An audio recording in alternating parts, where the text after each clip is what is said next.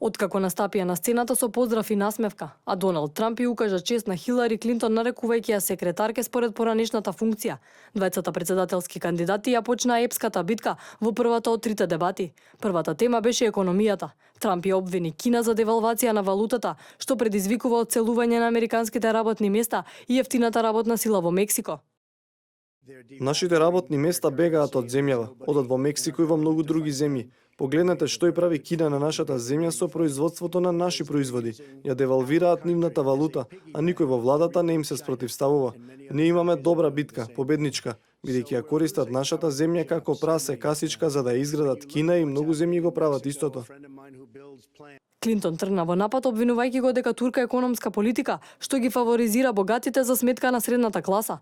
Двајцата кандидати представија различни идеи за подобрување на американската економија. Трамп бара намалување на даноците за богатите бидејќи тие отвораат работни места и за да се вратат големите американски компании во земјата, како и предоговарање на трговските договори со трети земји и зголемување на даноците за увоз. Клинтон представи визија за зголемување на даноците за најбогатите, кои представуваат 1%, за да им се помогне на средната класа и малите бизниси. Планот на Доналд Трамп е економија на постепено збогатување на сиромашните, преку брзо збогатување на богатите во најекстремна верзија. Најголеми даночни кратења за најмалиот процент од народот што сме го имале во историјата. Така не се расне економијата. Клинтон го предизвика Трамп да ги објави даночните извештаи, обвинувајќи го дека нешто крие или дека не е толку богат или дека не ги платил даноците, на што тој возврати со барање таа да ги објави класифицираните мејлови што ги чувала на приватен сервер додека беше државен секретар и за кој FBI покрена истрага, но не и обвинение. Двајцата кандидати се согласија дека расизмот ескалира во САД, но понудија различни модели како решение. Клинтон за враќање на довербата меѓу заедниците и полицијата и намалување на циркулацијата на оружје на улиците преку проверки на разумни рестрикции за луѓе со психички проблеми и историја на тероризам. Трамп со воведување на закони ред и случајни претреси според праксата во Њујорк. Трамп тврдеше дека и направил голема услуга на Америка со тоа што издействувал председателот Обама да го објави својот извод на родените и да докаже дека е роден во САД, како што налагаат правилата за избор, но Клинтон го истакна тоа како расизам, што го повредил првиот афроамерикански председател на земјата. Завршив голема работа и направив услуга не само на државата, туку и на председателот со тоа што го натерав да го објави изводот. Тој започна својата политичка активност врз основа на расистичка лага, дека нашиот прв црн председател не е американски државјанин.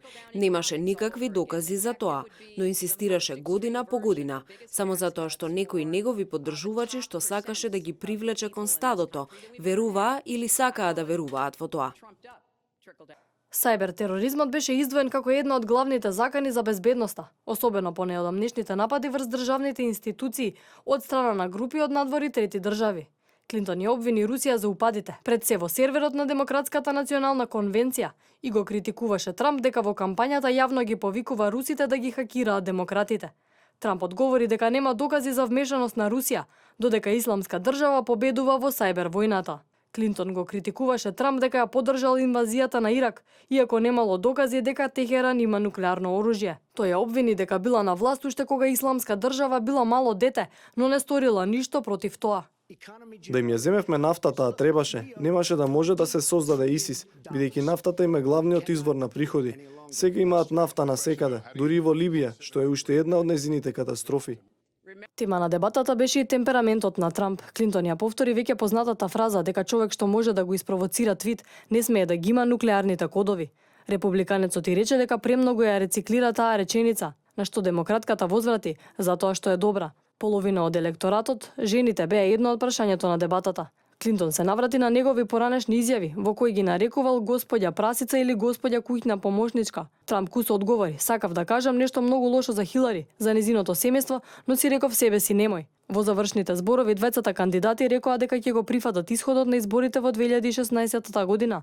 Дури и ако изгубат, националните анкети покажуваат многу неизвестна трка, а втората на Reuters дека ако изборите се одржат денес, половина од американците би се потпреле на дебатите за да им помогнат да изберат. Повеќе од 61% се надевале на цивилизирана дебата и не ги интересирале навредите и оцрнувањата во досегашната кампања. Наредните две дебати ќе се одржат на 9 и 19 октомври, а на 4 октомври е дебатата на кандидатите за заменици председатели.